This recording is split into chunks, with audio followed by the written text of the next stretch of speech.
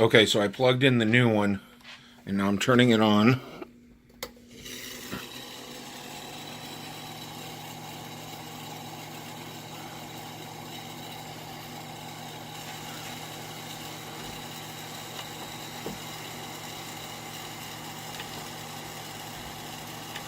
Move axis, Y, and let's do 10 millimeter move, and that's it.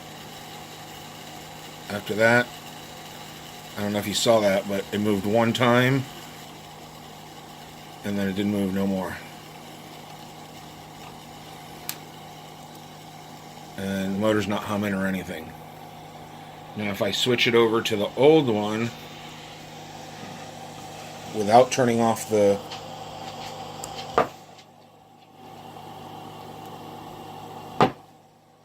without turning anything off, and now